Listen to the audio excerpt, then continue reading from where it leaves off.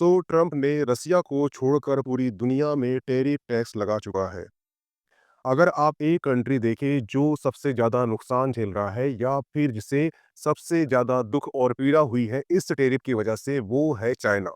अगर आप देखिए, चाइना के ऊपर रिसेंटली 34 टैरिफ टैक्स लग चुका है और इससे पहले 20% टैरिफ टैक्स लग चुका है। इस प्रकार चाइना के ऊपर 54% टैरिफ टैक्स लग चुका है और जो चाइना की इकोनॉमी है इस 54 टैरिफ टैक्स को ज़्यादा दिन तक झेल नहीं पाएगी। और दूसरी प्रॉब्लम है, व्हाइट हाउस ने एक लिस्ट पब्लिश की और उस लिस्ट में ताइवान को ओपनली कंट्री मेंशन किया है। इस प्रकार से चाइना को डबल झटका लगा है। एक हुआ 54 टैरिफ टैक्स और दूसरा है यूएसए के द्वारा ताइवान को ओपनली कंट्री बुलाना। रिसेंटली बांग्लादेश में जारी राजनीतिक उथल-पुथल के बीच अंतरिम सरकार के मुख्य सलाहकार मोहम्मद यूनुस की हालिया चीन यात्रा ने कई बड़े सवाल खड़े कर दिए। यूनुस ने अपनी यात्रा के दौरान न केवल चीन को बांग्लादेश में निवेश के लिए आमंत्रित किया, बल्कि पूर्वोत्तर भारत का जिक्र करते हुए चीन से इस क्षेत्र में अपनी आर्थिक स्थिति का विस्तार करने की अपील की, जिससे बांग्लादेश का असली चेहरा बेनकाब हो गया। यूनुस ने अपने फेसबुक पेज पर एक वीडियो भी शेयर किया, जिसमें पूर्वोत्तर भारत के 7 राज्यों, जिन्हें सेवन सिस्टर के नाम से जाना जाता है, को भूमि से घिरा हुआ बताया। मोहम्मद यूनुस ने कहा कि इन राज्यों के पास समुद्र तक पहुंचने का कोई रास्ता नहीं है और बांग्लादेश इस क्षेत्र में समुद्र का एकमात्र संरक्षक है। मोहम्मद यूनुस ने आगे यह भी कहा कि इससे चीन के लिए संभावनाएं के असीम दरवाजे खुलते हैं।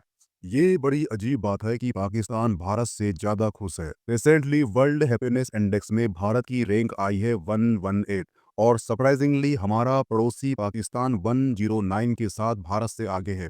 वो अलग बात है कि रोहित शर्मा ने धोया, विराट कोहली ने धोया, चैंपियन ट्रॉफी पाकिस्तान से दुबई शिफ्ट कर दिया गया, बलूचिस्तान आज़ादी की मांग कर रहा है, खैबर पख्तून अफगानिस्तान में ज्वाइन करना चाहता है। क्या आपको पता है कि पैलेस्टीन जिसे रोज बम गिराता है इसराइल, उसकी रैंक है 109। यूक्रेन जिसे पुतिन ने बर्बाद कर चुका है उसकी रैंक है 111। Saudi Arabia 32। दोस्तों, कहते हैं पैसे से अवार्ड और रिपोर्ट कभी भी खरीदी जा सकती है। और एक आयल कंट्री को देखिए, लीबिया 79, वेनेजुला 82 और ईरान को मत भूलना 99 रैंक के साथ। ये सभी कंट्री भारत से आगे हैं। अब सवाल ये उठता है कि क्या भारत को इन रिपोर्ट को कोर्ट में ले जाना चाहिए। प्रसिद्ध हिंदी लेखक विनोद कुमार शुक्ल को 59वें ज्ञानपीठ पुरस्कार से सम्मानित किया जाएगा। यह भारत का सर्वोच्च साहित्यिक सम्मान है और मैं आपको बता दूं कि लेखक विनोद कुमार जो हैं, ये छत्तीसगढ़ के पहले लेखक हैं जिन्हें यह अवार्ड मिलेगा। 88 साल के शुक्ल कहानीकार, कवि और निबंधकार हैं। हिंदी के समकालीन लेखकों में हैं। 50 वर्षों से साहित्य की सेवा कर रहे हैं। और ये ध्यान रखना कि लेखक विनोद कुमार जो हैं, ये ज्ञानपीठ पुरस्कार पाने वाले 12वें हिंदी लेखक हैं। और इनकी कुछ प्रमुख किताबें हैं। पहली किताब है नौकरी की कमीज, दूसरी है दीवार में एक खिड़की रहती थी, तीसरी है सब कुछ होना बचा रह गया। और ये फैक्ट भी याद रखना कि जो विनोद कुमार शुक्ल हैं, उन्हें 1999 को यानी 1999 में साहित्य अकादमी पुरस्कार, पिछले साल इन अमेरिका के अंतर्राष्ट्रीय ख्याति के लिए नाबोकाव अवार्ड दिया गया है। और यह सम्मान पाने वाले विनोद कुमार शुक्ल जो हैं, एशिया के पहले साहित्यकार हैं। रिसेंटली इंडियन एक्सप्रेस ने एक आर्टिकल पब्लिश किया, उसमें ब्लेम किया है कि नेपाल के प्रधानमंत्री भारत पर आरोप लगाने वाले हैं कि जो नेपाल में प्रो मोनार्की मूवमेंट के पीछे भारत का हाथ है। और इसका ब्लेम के पी ओली नेपाल की पार्लियामेंट पर भारत पर लगाने वाले हैं कि इस मूवमेंट के पीछे भारत का हाथ है। और देखना, इसका रिएक्शन भी काफी बड़ा होने वाला है भारत की ओर से। अब देखना होगा कि all over impact India Nepal के रिलेशन में क्या पड़ता है। रिसेंटली भारतीय मूल की 59 वर्षीय अंतरिक्ष यात्री सुनीता विलियम स्पेस एक्स के कैप्सूल से धरती पर लौट आई। अच्छी खबर यह है कि स्पेस एक्स के फाल्कन 9 रॉकेट की स्पेस स्टेशन के लिए अगली उड़ान से भी एक भारतीय का नाम जुड़ चुका है। देश के अंतरिक्ष इतिहास में पहली बार कोई भारतीय स्पेस स्टेशन की यात्रा करेगा। Group captain Shubhanshu Shukla Axiom 4 mission पर इस साल आईएसएस जाएंगे। और आप सभी जानते हैं कि शुभांशु शुक्ला भारत के महत्वाकांक्षी गगनयान मिशन का भी हिस्सा थे। रिसेंटली अमेरिकी राष्ट्रपति डोनाल्ड ट्रंप ने 5 मार्च को हमास को चेतावनी दी कि सभी बंधकों को अभी रिहा करें, नहीं तो आपका काम खत्म हो जाएगा। ट्रंप ने हमास को अल्टीमेटम दिया था कि अगर ऐसा नहीं किया गया तो नर्क दिखा दूंगा। इस धमकी के बाद करीब 12 दिन बाद मंगलवार को इजरायली सेना ने गाजा में हमास ठिकानों पर ताबड़तोड़ हमला कर दिया। रमजान में हुए इस हमले में 400 से ज़्यादा लोगों की मृत्यु हुई और 600 से ज़्यादा घायल हुए। ट्रंप के राष्ट्रपति बनने के बाद गाजा पर हुए इस सबसे बड़े हमले के साथ ही 19 जनवरी को हमास इजरायली के बीच हुए सीज फायर खत्म हो गया। इस हमले के बाद इजराइल कार्टज ने चेतावनी दी कि अगर अभी भी बंधकों को रिहा नहीं किया गया तो गाजा और हमास के लोग नर्क भुगतेंगे। वेलकम टू मीमांसा। फाइनली कनाडा में जस्टिन ट्रूडो का जो युग था वो खत्म हुआ। लगातार 9 साल कनाडा के पीएम रहे जस्टिन ट्रूडो का जो युग है वो खत्म हो गया है और मार्क कॉर्नी है ये कनाडा के नए प्रधानमंत्री होंगे।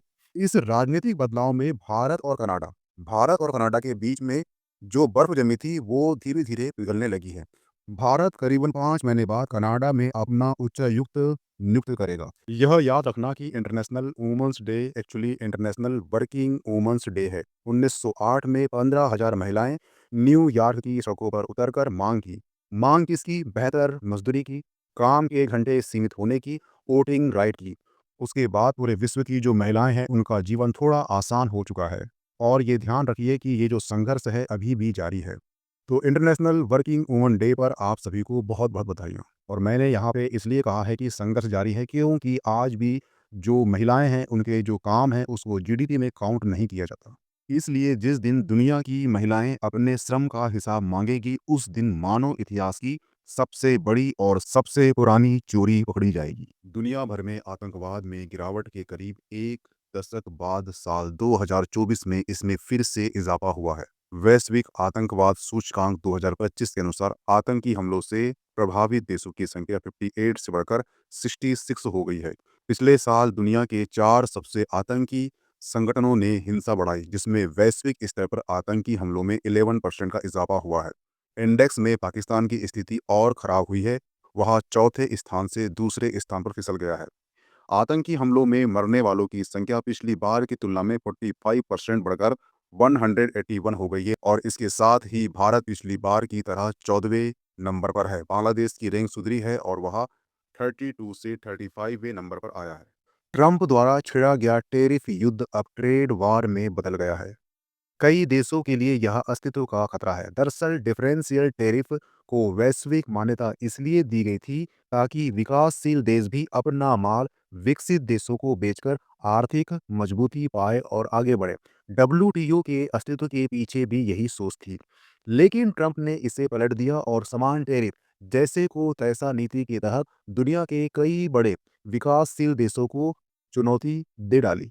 ट्रंप ने जो टैरिफ वार छिड़ी थी ये धीरे धीरे अब ट्रेड वार में बदलता जा रहा है और इसके जवाब में कनाडा और चीन ने अमेरिका पर टैरिफ लगा दिया। इस ट्रेड वार से भारत को फायदा होने वाला है क्योंकि अगर हम विशेषज्ञों की बात माने तो जो भारत से अमेरिका का जो व्यापार है ये 10% बढ़ सकता है। लगभग लगभग 8.40 लाख करोड़ तक निर्यात होने की संभावना है। यानी कि इस ट्रेड वार से व्यापार संतुलन भारत के पक्ष में होने वाला है। और मैं ऐसा इसलिए कह रहा हूं क्योंकि 2019 में जब ट्रंप ने चीन पर अधिक टैरिफ ड्यूटी लगाई थी तब भारत चौथा सबसे बड़ा देश था लाभ पाने वाला। जब समाज बना तो अनिवार्य शर्तें भी बनी। उसमें सबसे पहली शर्त थी व्यक्तिगत मूल्यों को अक्षुण्ण रखते हुए सबका कल्याण सर्वोपरि रखना। कालांतर में बेंथम ने इसे सबके लिए सबसे बड़ा सुख कहकर दुनिया के कानून का मूल मंत्र बना दिया। लेकिन इसकी भी सीमा थी। भारत में संविधान निर्माताओं ने आर्टिकल 19A के तहत अभिव्यक्ति की आज़ादी को मौलिक अधिकार तो मान लिया, लेकिन इसके साथ ही आर्टिकल 19(2) के तहत इसमें कुछ प्रतिबंध भी लगाए। और ये जो प्रतिबंध है सामाजिक मापदंडों के सिद्धांत पर आधारित है।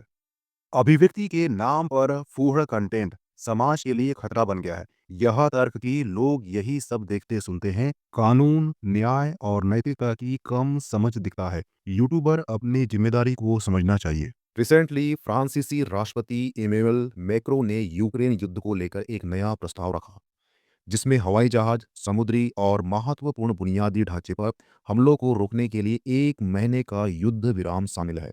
फ्रांसीसी विदेश मंत्री जिन नोएल ने सुझाव दिया कि यूक्रेन में 1 महीने का युद्ध विराम यह स्पष्ट करेगा कि रूसी राष्ट्रपति पुतिन सद्भावना से काम कर रहे हैं या नहीं। फ्रांसीसी विदेश मंत्री जिन नोएल के अनुसार यह विराम यह दर्शाएगा कि पुतिन शांति समझौता पर गंभीरता से बात करने के लिए तैयार है या नहीं। डोनाल्ड ट्रंप और जेलेंस्की के विवाद के बाद विश्व की डिप्लोमेटिक तेजी से बदल रही है। यूक्रेन के समर्थन में यूरोपियन नेताओं ने आपातकाल बैठक बुलाई, जिसमें जर्मनी, फ्रांस, इटली समेत 27 देशों के नेता भाग लिए। वहीं ट्रंप ने कहा, मैं युद्ध को खत्म कराकर शांति स्थापित करना चाहता हूं, लेकिन जेलेंस्की युद्ध की रट लगाए हुए है। इस विवाद पर रूस के विदेश मंत्रालय ने कहा कि राष्ट्रपति ट्रंप ने बहुत धीरज दिखाई, वरना ट्रंप जेलेंस्की पर हाथ भी छोड़ सकते थे। रूस ने जेलेंस्की को एक बेईमान नेता करार दिया। अमेरिकी राष्ट्रपति डोनाल्ड ट्रंप और यूक्रेन के राष्ट्रपति जेलेंस्की के बीच व्हाइट हाउस में मीडिया के सामने ही तीखी बहस हो गई। ट्रंप ने जेलेंस्की पर सीधा आरोप जड़ा कि वह अमेरिकी मदद को लेकर शुक्रगुजार नहीं है। लगता है कि जेलेंस्की अमेरिकी की मध्यस्थता में रूस के साथ युद्ध विराम को तैयार नहीं है। जेलेंस्की तीसरा विश्व युद्ध कराने में तुले हैं। ट्रंप ने चेताया कि यदि जेलेंस्की युद्ध विराम के लिए राजी नहीं होते तो अमेरिका यूक्रेन को मदद देना बंद कर देगा। यूक्रेन अपना अंजाम भुगतेगा। ट्रंप ने कहा, यूक्रेन के सैनिक मारे जा रहे हैं। यूक्रेन किसी भी हालत में नहीं जीतने वाला। वेलकम टू मीमांसा। शिवरात्रि का अर्थ है हर महीने का 14वां दिन, जो अमावस्या के एक दिन पहले आता है। एक वर्ष में 12 या 13 शिवरात्रियां होती हैं। इस शिवरात्रियों में से फरवरी माह के माघ महीने में जो शिवरात्रि आती है, उस शिवरात्रि को हम महाशिवरात्रि कहते हैं। ग्रह के उत्तरी गोलार्ध में उस दिन मनुष्य में ऊर्जा का स्वाभाविक रूप जो है ऊपर की ओर बढ़ता है, और हर प्राणी अपने भीतर ऊर्जा का संचार ऊपर की ओर बढ़ता हुआ महसूस करता है। और इस बढ़ती हुई ऊर्जा के संचार को वही प्राणी सही से उपयोग कर सकता है जिसकी रीढ़ की हड्डी सीधी है। और मानव होने का हमारा सौभाग्य है कि केवल हम ही एक प्रजाति है जिसकी रीढ़ की हड्डी विकसित होकर सीधी हो गई है। एक राजनीतिक वैज्ञानिक हुए हैं, उन्होंने कहा था कि मेरे दो हाथ फैलाने का अधिकार वहीं तक सीमित है जहां तक मेरे हाथ किसी अन्य की नाक को स्पर्श ना करता हो। कहने का मतलब ये था कि मेरे जो हाथ है उससे मैं वहां तक ही फैलाने का मुझे अधिकार है जहां पर किसी अन्य की नाक मुझसे स्पर्श ना हो। अब दूसरा सवाल उठा है कि सुप्रीम कोर्ट ने इस याचिका को एक्सेप्ट क्यों किया। तो उसके पीछे रीजन है मौलिक अधिकार, और मौलिक अधिकार के अंतर्गत ही आता है अभिव्यक्ति की स्वतंत्रता।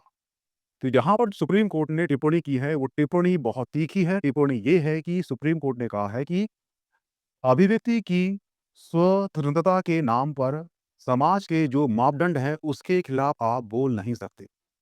सुप्रीम कोर्ट का कहने का मतलब है कि आपको जो अभिव्यक्ति की आज़ादी दी गई है, इस आज़ादी के नाम पर तुम समाज के जो मापदंड है उसके खिलाफ आप बात नहीं कर सकते या उसके खिलाफ आप नहीं बोल सकते। रिसेंटली टाइम्स मैगजीन ने हॉलीवुड अभिनेत्री और निर्माता निकोल किडमैन समेत 13 असाधारण महिलाओं को 2025 की वुमन ऑफ द ईयर चुना है। इनमें भारतीय जीव विज्ञान पूर्णिमा देवी बर्मन भी शामिल है। असम की डॉक्टर पूर्णिमा देवी बर्मन लुप्तप्राय ग्रेटर एडजुटेंट स्टार्क और उनके वेटलैंड निवासियों के संरक्षण की कोशिश के लिए समर्पित है, इसलिए यह सम्मान इन्हें प्राप्त हुआ है। और वहीं पर निकोल किडमैन को हॉलीवुड में शक्ति संतुलन बदलने के लिए यह सम्मान दिया गया है। रिसेंटली दिल्ली में भारतीय जनता पार्टी ने 11 दिनों का सस्पेंस खत्म करते हुए रेखा गुप्ता को मुख्यमंत्री की कुर्सी सौंप दी है। शालीमार बाग विधानसभा सीट से पहली बार विधायक चुनी गई रेखा गुप्ता को मुख्यमंत्री बनाकर बीजेपी ने एक तीर से कई निशाने साधे।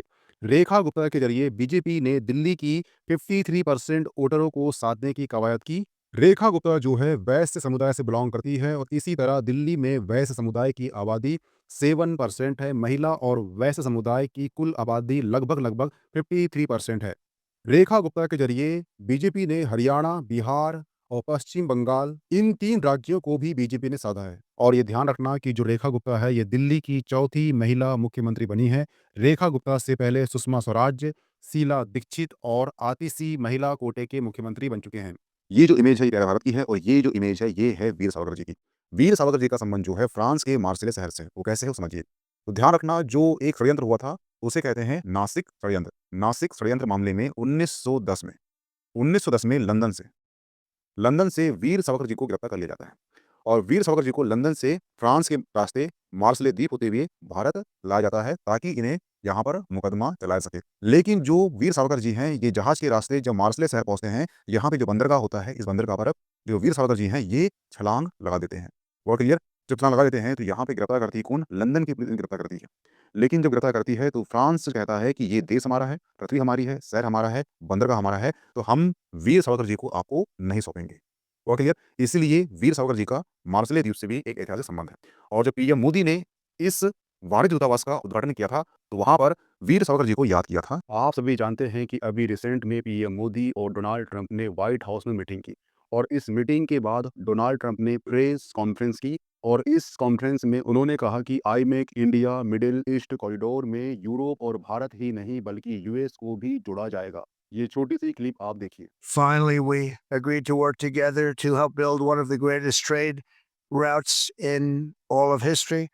It will run from India to Israel to Italy and onward to the United States, connecting our partners by ports, railways, and undersea cables. Many, many undersea cables. It's a big development. इतिहास का सबसे बड़ा trade route बनने वाला है। USA, Europe, middle east और India को उसमें जोड़ा जाएगा और इन सब का जो कनेक्टिंग कंट्री होगी वो होगी इजराइल। यानी कि ऐसा लग रहा है कि आई मेक ने यूएस आई मेक होने वाला है।